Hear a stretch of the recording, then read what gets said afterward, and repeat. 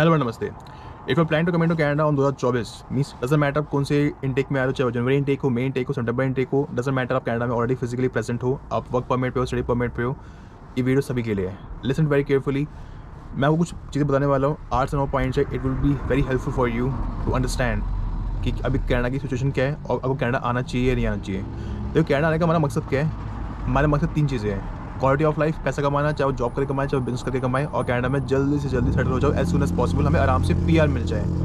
यही हमारा मेन मकसद होता है। अगर हम स्टडी परमिट में आते हैं तो हम ये चीज़ चेक करते हैं कि हम जिस प्रोविंस में जा रहे हैं वहाँ का पीआर प्रोसेस क्या है और वहाँ पे अपॉर्चुनिटी मिलेगी या नहीं मिलेगी। अगर अपॉर्चुनिटी मिलती है और पीआर है तो हम कोशिश करते हैं वहाँ पे जाते हैं। लेकिन बहुत सारे बच्चे ऐसे भी होते हैं जो अपना दिमाग नहीं लगाते, अपनी तरफ से रिसर्च नहीं करते, वो एजेंट की बात सुनते, इमिग्रेशन कंसल्टेंट की बात सुनते, आईडीबी वालों की बात सुनते हैं, वो कॉलेज यूनिवर्सिटी जो भी उनको प्रेफर कर देते हैं वो उसी में चले जाते हैं, क्योंकि आप अपनी तरफ से रिसर्च नहीं करते, आप समझते नहीं हो। देखो कोई भी एजेंट, कोई भी मिशन कंसल्टेंट, कोई भी आईडीबी वाला आप पे एहसान नहीं कर रहा। उनका टाइप होता है कॉलेज यूनिवर्सिटी से, वो आपको वहाँ भेजेगा जहाँ पे उनको बेनिफिट होगा, उनको वहाँ से कमीशन मिलता है। आपको उनका बेनिफिट नहीं देखना, आपको अपना बेनिफिट देखना कि आपको बेनिफिट कहाँ पे हो रहा है। आपको 3 चीज़ें देखनी है, सॉरी 2 चीज़ें देखनी है आपको वहाँ पे ईजी पीआर मिल रहा है या नहीं मिल रहा, और वहाँ पे आपके पास अपॉर्चुनिटी आपको मिलेगी या नहीं मिलेगी, और आपके पास स्किल्स है या नहीं है। अगर स्किल्स नहीं है, लर्न इट। अगर स्किल्स है तो मल्टीप्लाई इट। दूसरी इंपॉर्टेंट चीज़, कनाडा वो कनाडा नहीं रहा जो आपको लगता है। तो कनाडा में इन्फ्लेशन है, डिप्रेशन, एंग्जाइटी है, टेंशन है, बहुत सारी चीज़ें, इतनी जॉब अपॉर्चुनिटी नहीं है, इतनी इंडस्ट्री में इतने प्रोडक्शन नहीं होता।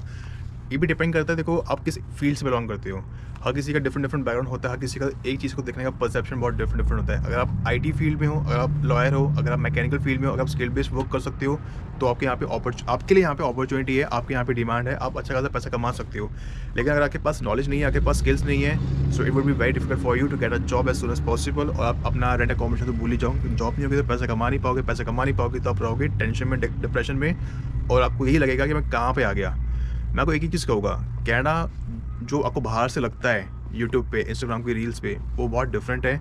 जब आप कनाडा एक्चुअली में अंदर आओगे, जब आप कनाडा में रहोगे, किसी भी सिटी में रहोगे, किसी प्रोविंस में रहोगे, तो आपको समझ आएगा कि आटे भाव का भाव क्या है। ये परसेप्शन मेरा भी था कि जब, क्योंकि देखो I will tell you very frankly, मेरी फैमिली ऑलरेडी यहाँ पे कनाडा में रहती है, ब्रिटिश कोलंबिया में, ओंटारियो प्रोविंस में, तो मेरे को इतना इशू नहीं हुआ।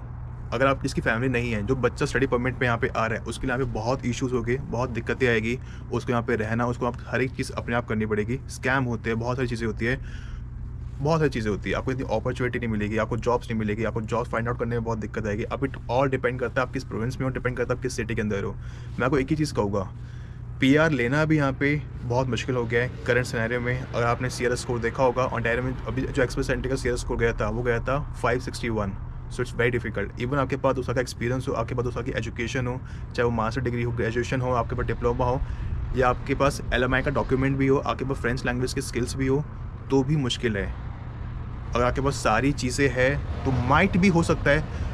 अब तभी पॉसिबल है जब आपके पास B2 का सर्टिफिकेट हो, टेफ का सर्टिफिकेट हो, आपके पास दूसरा का एक्सपीरियंस हो, या मिनिमम 1 ईयर का एक्सपीरियंस हो, आपके पास मास्टर डिग्री हो, आपका ओवरऑल स्कोर आइलेट्स रीडिंग में, जनरल में आपका 8 आया हुआ हो। हर किसी में 8 है, ओवरऑल 9 है या 8.5 है। या अगर आपके पास फ्रेंच लैंग्वेज की स्किल्स है, जो आपको मैंने पहले ही कहा, या अगर आप लॉयर हो, इंजीनियर हो, आपको इन फील्ड में एक्सपीरियंस है 1 ईयर का इन कनाडा, तब पॉसिबिलिटी है। Otherwise it's very difficult to get a PR as soon as possible. Doesn't matter आप किस प्रोविंस में हो, कहीं ज़्यादा ईजी है, कहीं कम ईजी है।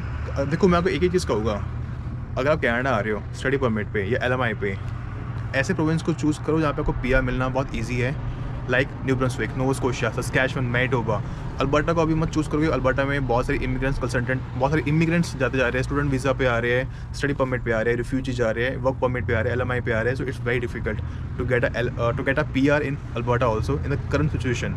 और जॉब्स तो वहाँ पे अभी वैसे भी नहीं है। चाहे आपके पास एजुकेशन हो, आपके पास, देखो अल्बर्टा में होता क्या है कि आपको अल्बर्टा में 1 ईयर की एजुकेशन चाहिए होती है, 6 मंथ्स का एक्सपीरियंस चाहिए होता है, लेकिन वहाँ पे अभी जॉब ही नहीं है। जॉब आपको खरीदनी पड़ रही है, ये बहुत रियलिटी है, जॉब आपको खरीदनी पड़ रही है। तो एक ही चीज़ कहूँगा, आपको जॉब ना खरीदनी पड़े, इससे अच्छा है आपके पास स्किल्स हो। स्किल्स के रिगार्डिंग ऑलरेडी की वीडियो में बात कर चुका हूँ, जितने ज़्यादा स्किल्स होगे उतना बेटर आपके लिए है। चाहे प्लम्बर के रिगार्डिंग हो, मैकेनिक हो, ग्राफिक डिजाइनिंग हो, डिजिटल मार्केटिंग हो, फ्रेंच लैंग्वेज के स्किल्स बहुत हेल्प करते हैं in terms of part time, full time and PR के रिगार्डिंग भी। डजंट मैटर किस प्रोविंस में हो, बहुत फ़र्क पड़ता है। अगर आपके पास फ्रेंच लैंग्वेज की स्किल्स है, अगर आपके पास B2 का सर्टिफिकेट है, आपके पास टेफ का सर्टिफिकेट है, otherwise it would be very difficult to get a job and to get a PR as soon as possible. Doesn't matter किस प्रोविंस में हो।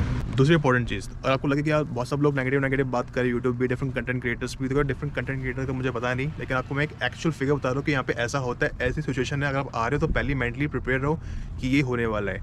इतनी जल्दी आपको पीआर नहीं मिलेगा, पीआर अभी यहाँ पे आराम से मिल भी नहीं रहा, सीआर स्कोर काफ़ी हाई जा रहा है। अगर आपके पास ये स्किल्स है, it would be very beneficial for you to get a job as soon as possible, और आपको हेल्प भी करता है पीआर के रिगार्डिंग। फ्रेंड्स सीख लो, पार्ट टाइम जॉब में, फुल टाइम में, आपको पीआर में भी हेल्प करेगा।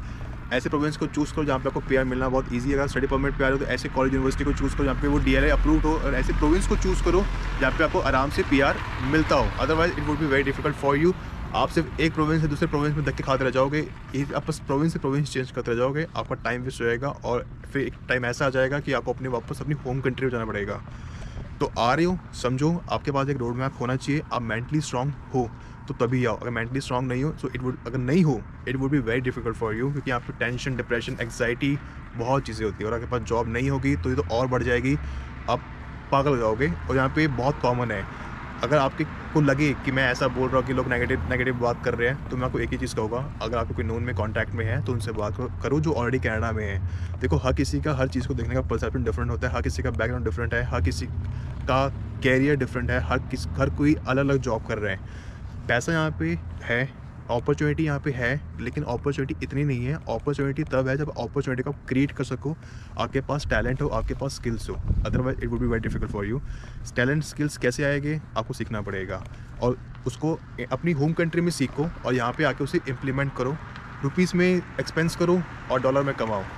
उसके लिए आपको लाइसेंस, उसके लिए आपको सर्टिफिकेट लेना पड़ता है, और लाइसेंस सर्टिफिकेट लेना बहुत बड़ी बात नहीं है, ईजी है। मेरे पास भी 8 लाइसेंस है, फिर 8 सर्टिफिकेट्स हैं और लाइसेंस भी है। तो मैं आपको एक ही चीज़ कहूँगा, इतना मुश्किल नहीं है पैसा कमाना, लेकिन इतना इजी भी नहीं है। लाइफ यहाँ पे 3 टाइम्स हार्ड है एज़ कम्पेयर टू इंडिया। अगर आपको लगे कि नहीं ऐसा नहीं है, सब नेगेटिव बात कर रहे हैं, तो मैं आपको एक ही चीज़ कहूँगा, यहाँ पे आओ, एंजॉय करो। देखो, अब पैसा अपने पे इन्वेस्ट कर रहे हो, लोन लेके आ रहे हो, अपनी एफडी तोड़वा रहे हो, अपना फिक्स्ड अमाउंट अपने किसी से पैसा ले रहे हो, उधार ले रहे हो, जो भी ले रहे हो, आप अपने पे इन्वेस्टमेंट कर रहे हो। उसके बाद स्टडी परमिट पे आ रहे हो, एलएमआई पे आ रहे हो, आपका मकसद एक ही है, पैसे कमाना, और जो आपने पैसा अपने पे इन्वेस्टमेंट किया है उसका रिटर्न होना। तो अगर आप आ रहे हो, सोचो समझो कहाँ जाना है, क्या करना है, और आपके पास एक रोड मैप होना चाहिए। अगर आपके पास रोड मैप नहीं होगा, it would be very hard for you to get a job and to get a PR. Doesn't matter आप किस प्रोविंस में हो। अगर आप सस्कैचुअन में की बात भी करूँ, मैनटोबा की भी बात करूँ, तब भी मुश्किल हो जाएगा अगर आपके पास ये चीज़ें नहीं है। क्योंकि ज़रूरी नहीं कि आपका स्कोर बने, अगर पीएनपी में, अगर एसआईएनपी में, अगर एमपीएनपी में आपका सीआर स्कोर बने, आपको पहले चेक करना है कि कहाँ जाना है। Don't fall into the trap of immigration consultant agents. अपना दिमाग लगाओ और ट्राई टू अवॉइड नहीं, प्राइवेट कॉलेज को अवॉइड करो। ऐसे कॉलेज, पब्लिक फंडेड कॉलेज में ही जाओ। एक इंटेक बाद में आओ, जनवरी जगह मई में आओ, मई की जगह सितंबर में आओ, सितंबर की जगह नेक्स्ट ईयर आ जाओ, लेकिन एटलीस्ट ऐसे कॉलेज में जाओ जो पब्लिक फंडेड हो, जो डीएलए अप्रूव्ड हो। और ये ज़रूर चेक करो जो आप कोर्स ले रहे हो उसके साथ आपको वर्क परमिट मिल रहा है या नहीं मिल रहा। अगर नहीं मिल रहा ना, तो कोई बेनिफिट नहीं है। You are just wasting of your time, you just wasting of your money, और कुछ नहीं हो रहा। आपको ना पीआर मिलेगा ना कुछ नहीं होगा। और आपको लगे कि मैं से यहाँ पे गेड़ियाँ मारने आ रहा हूँ, कनाडा घूमने आ रहा हूँ, वो अलग चीज़ है। आपको सिर्फ उसका एक्सप्लोर करना है, एक्सपीरियंस लेना है, वो अलग चीज़ है। लेकिन अगर आपको सेटल होना है, अपनी लाइफ पे आप फोकस हो, लाइफ पे आप सीरियस हो, लाइफ को लेके, अगर आप अपने कैरियर को लेके सीरियस हो, तो आपके पास एक रोड मैप होना चाहिए। डजंट मैटर आप +2 के बाद आ रहे हो, ग्रेजुएशन के बाद आ रहे हो, मास्टर्स के बाद आ रहे हो, जब वर्क परमिट पे आ रहे हो, एलएमआई पे आ रहे हो, या आप एक्सप्रेस एंट्री पे भी आपने फाइल लगाई है, तब भी आपके पास होना चाहिए। क्योंकि देखो, पैसा यहाँ पे जॉब में नहीं, पैसा यहाँ पे बिजनेस के अंदर है। ये मैं पहले बोल चुका हूँ। And it's totally depend person to person, उसके पास क्या स्किल्स है और लाइफ में क्या करना चाहता है। जब बहुत से बच्चों के माइंड में क्वेश्चन होता है कि हम अगर लोन लेके आते हैं तो हम लोन को आराम से रिपे कर सकते हैं। मैं आपको उसमें एक चीज़ कहूँगा, आप बिल्कुल कर सकते हो। इट्स ऑल डिपेंड, अगर आपके पास स्किल्स है और आपके पास जॉब होगी तो आप आराम से कर पाओगे, बहुत मुश्किल नहीं है, ईजी है। But it's all depend upon your skills and it's all depend upon your reference contact. और रेफरेंस कॉन्टैक्ट से ही आपको जॉब मिलती है, फर्स्ट, सेकंड, थर्ड, या बाद में, चाहे वो पार्ट टाइम हो, फुल टाइम हो। अगर आपके पास स्किल्स है तो आप आराम से पैसा कमा सकते हो। चाहे आप बार्बर का वर्क करो, शेफ़ का वर्क करो, आप मैकेनिक का वर्क करो, आप किसी भी और चीज़ से रिलेटेड वर्क करते हो, योगा टीचर हो, आप जिमनास्टिक करते हो, आप जिम से रिलेटेड वर्क करते हो, आपका जिम का लाइसेंस है, आप स्विमिंग का लाइसेंस है, आप कर सकते हो। बट इट्स ऑल डिपेंड, अगर आपकी करने की इच्छा है और आपके पास जॉब है और आपके पास स्किल्स है तो। एक एडवाइस मैं आपको करूँगा, अगर आप कनाडा आ रहे हो तो don't waste your money on unnecessary things. चाहे लैपटॉप हो, चाहे फ़ोन हो, चाहे गाड़ी खरीदना हो, उन्हीं चीज़ों को लो जो आपके काम की हो। किसी भी फालतू चीज़ों में पैसे मत वेस्ट करो, और क्रेडिट कार्ड को बहुत ढंग से यूज़ करो। क्रेडिट कार्ड को कभी नेगेटिव में मत जाने देना। अगर नेगेटिव में जाता है, ये बहुत इफेक्ट करता है जब आप घर खरीदने जाते हो, जब आप गाड़ी खरीदने जाते हो, और या कि आपको एक इफेक्ट करेगा पीआर के टाइम पे भी। उस टाइम शायद आपको इतना कोई फ़र्क नहीं पड़ेगा, लेकिन आपको ये अफ़ेक्ट करेगा पीआर के टाइम पे भी।